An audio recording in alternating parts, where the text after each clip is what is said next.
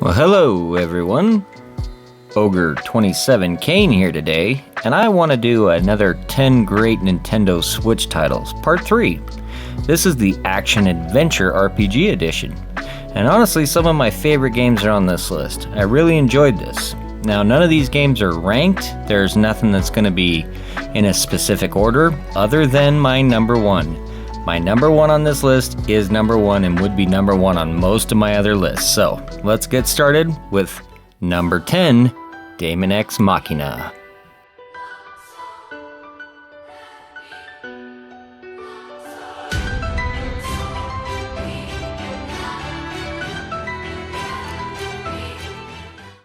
Now this game is not what you'd really consider an action-adventure RPG until you really get into it and realize that it's full of menus and tons of little stats to increase and lots of places to go back and forth and do the same thing over and over and over. It is an RPG through and through, even though it has a ton of really fun action elements to it and the adventure to it is really cool. The storyline isn't necessarily game-breaking or anything like that, but the game is fantastic in all of its RPG elements, and if you really want to get lost in some menus, this game has a lot of really good ones. Now, I know this game came out originally with a demo, and I tried that out, and it kind of turned me off, but I've recently come back to it, and this game has turned out to be a lot of fun. I really enjoy the animation and the art style, and all the effort that was put into the characters and the enemies themselves. As you can see here, the cutscenes blend seamlessly with the game itself, so there's a lot of fun and action to be had. This game was made by Marvelous Studios, if you're familiar with them. They've done a few different ones, but in my opinion this is definitely one of their better games. Now this is an early Nintendo Switch release, and has since seen a few other elements added like DLC and whatnot, but it's still worth its price. Go check it out. Let's go to number 9 now, Darksiders Genesis.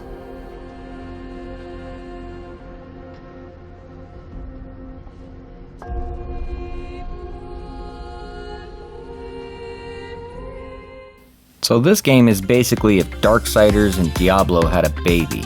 It's a multiplayer game, but it doesn't really offer much of an online that I'm aware of. I've played this game a lot with my daughter, and it's a lot of fun with 2 players. But with 1 player it's kinda rough, definitely not built for it, and the mechanics to it don't really work out so well as a single player game. It does have a ton of RPG elements. There is leveling up, you can grind, you can go back and re-experience levels and do all kinds of other things. There are multiple characters to experience and multiple things going on in the world, so it really does bring you in and drive you to want to see all these things. But be aware, the game really was built as a multiplayer engine, which is weird because the rest of the universe, which you'll see further on in this list, are all single player games. All that being said though, if you got a good friend that wants to play a good multiplayer and wants to work with you as a team, then you'll have a lot of fun with this game. If you have somebody that wants to annoy you and just bug the heck out of you while you're playing it, yeah, it'll work for its purpose too, but it's really not built for that. This game is kinda tough and it's kinda punishing, and if you're not aware of its mechanics, it may punish you for it. So let's move on now. Let's move on to the number 8 game now, Risen.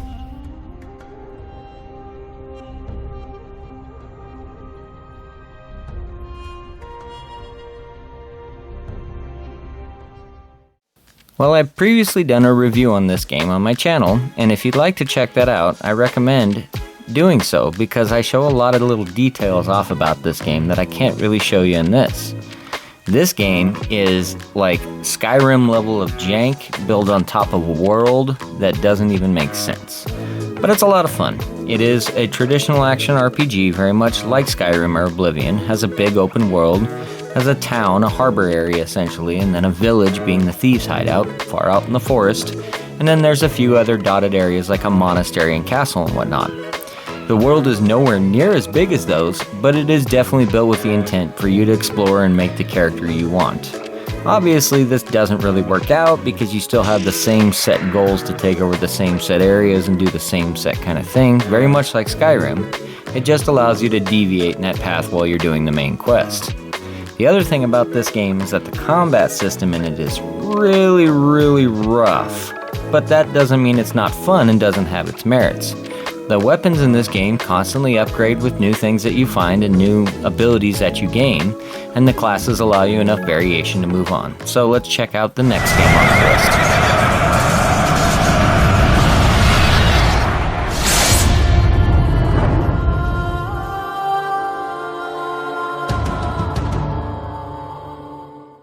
So this is the first game in all of the Darksiders series and the first game in the trilogy. Chronologically, not necessarily the case, but that's for another time in another video. This game is a lot of fun. I really enjoy the mechanics, and it is probably my favorite out of all three of the Darksiders games. It definitely fits on the level of Zelda. It treats its dungeons and its character upgrading and all of that in very much the same fashion.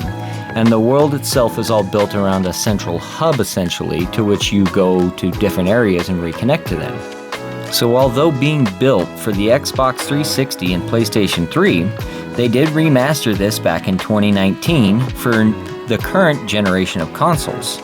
Now, the Switch version has quite possibly one of my favorite features I've seen on any current gen game for the Switch. It allows you to toggle between a resolution mode at 30 frames a second and a performance mode at 60 frames a second. Now the drop in resolution is minimal. I think it takes it down to about 920, 960p from 1080, but you get that huge bump in the frame rate, which makes this game buttery smooth. If there's any of these to check out on the Switch, it's this one. So let's move on now to our next one. Number 6, Hellpoint.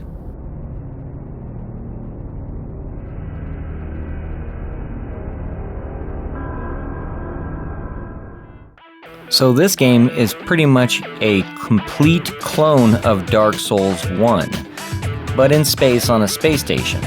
And I know this game has a lot of critics. A lot of people don't say it's nearly up to the standard of Dark Souls 1, and I will kind of agree with that, but this game really does a fantastic job of emulating it. This is probably the closest thing to Dark Souls that I've played on the Switch. And I know there's a lot of different versions and a lot of different clones and things and elements that people take out of it and put into other games. But this game almost completely perfectly mimics every ability, down to even some of the items that you use just simply having the same description with a different name. It's a very shameless clone, but it's a fantastic one. And I know that there are performance issues, a lot of people have mentioned them, but I personally didn't have too many problems with them. Most of my issues with this game are simply that the lighting is really low and it makes it difficult to navigate.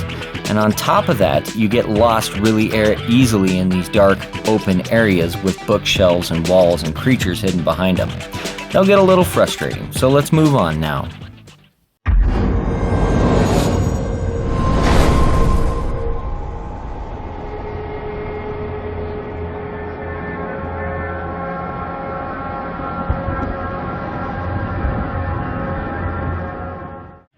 So at number 5 we have Darksiders II, the Definitive Edition. And this is once again a fantastic recreation remaster of a fantastic game. This game takes a little bit more of the open world element of some of the later Zelda games and puts them into a more mature, if you will, adult setting. But this game does have a lot of filler to it, and there are a lot of areas that don't really even make sense to why they're in the game. A lot of times you find yourself doing a quest to do a quest to do the original quest. And that kind of, if you ask anybody who knows anything about storytelling, is kind of silly, and it puts people off. So, this game for me is all about the mechanics, and I absolutely love the mechanics to this game. They're a blast, and all of the abilities and everything you can do. But do not go into this game expecting a super deep story with a narrative that actually makes sense and keeps you along. A lot of this is filler and a lot of it's kind of nonsense. You're just helping to help to help. But if you enjoy the Darksiders story, this is definitely a fun game to play, and I would rank this number 2 right behind the first one in my favorite versions. So let's move on now. Number 4, Isekai Lacrimosa of Dana.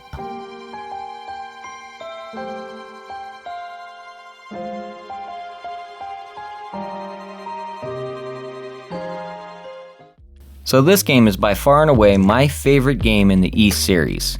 I did play it a little bit on the Vita and got into it, but I've truly come to adore this game on the Switch. I've owned it twice now, and I'm grateful I got it back even though I've 100%ed everything there is to do on it. The combat is absolutely fast and fun and frenetic, and having 3 different characters with 3 different multitudes of abilities makes for a lot of different variation while you play. Not only that, you have an island full of survivors that you're always trying to take care of, and some of them can be included on your quest, and you do have multiple characters as well. On top of that, the enemy variation in this game is really good compared to some of the other East games, and there's a lot of cool enemies that you run into later in the game.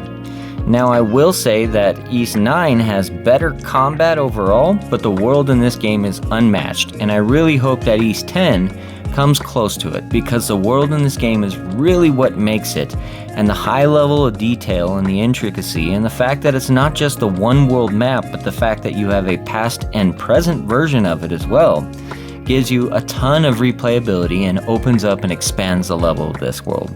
So let's move on now to number 3, Darksiders 3.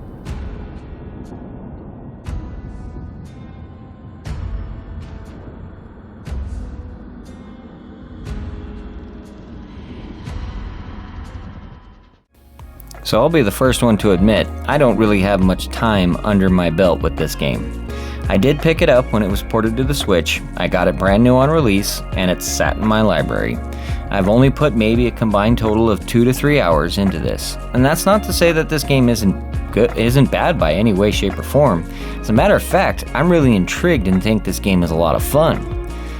But being the kind of completionist that I am and just enjoying the story of video games the way I do, I've chosen to go back and play all the way through Darksiders 1 and 2, and I've almost 100%ed Darksiders 2. So I'm just about the point that I can get into this game and truly enjoy it. I do like the fact that the combat in this game feels a little bit more weighty, and all of your character movement has a higher level of animation, especially with the whip, so it leads to a much more beautiful, much crisper kind of effect with your weapon. So, those dorky little things out of the way, this game does look like it's going to be a lot of fun, and I hope to finish it and do a full review of not just it, but the whole Darksiders trilogy plus prequel when I get down to that point. If any of the Darksiders look intriguing, check them out.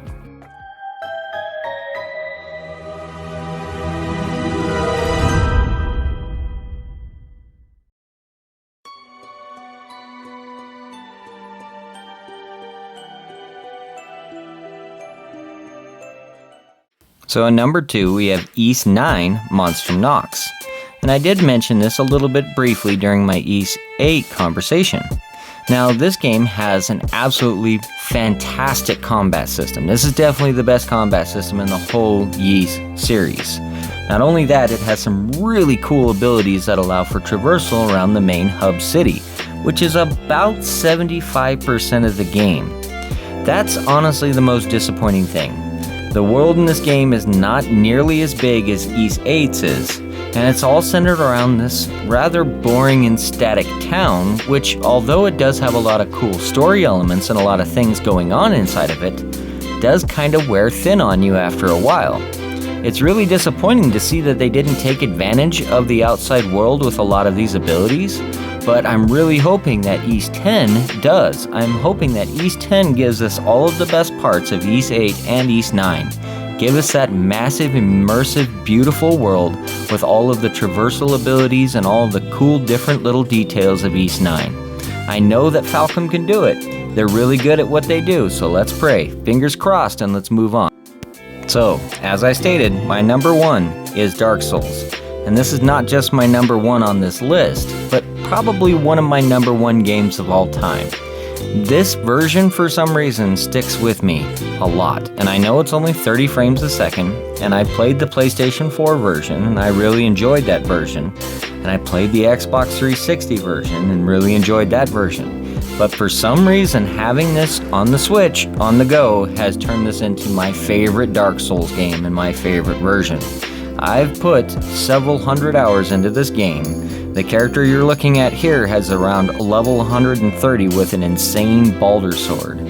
I don't know what it is about this game in this version, but I can't put it down. I've been playing it non-stop since I got it, since it pretty much came out on the Switch. It's not going to be the shiniest version, it's not going to show off all the best new features of the remaster. As a matter of fact, it basically runs as an Xbox 360 game. But if you really enjoy Dark Souls, I highly recommend checking this out because there's just something to it. It keeps me hooked. It has all of the RPG elements of any other action RPG and a nice massive open world with tons to explore, cool elements and great characters to interact with. There's also a ton of intrigue and a ton of little collectibles and side things and side quests, and best part about it is I almost think of this game as a 3D Metroidvania. So, that's gonna do it for today's list. So thank you for watching. It was a blast to make. If you enjoyed this, please like and subscribe, and have a great rest of your day. This is Ogre27 Kane, signing out.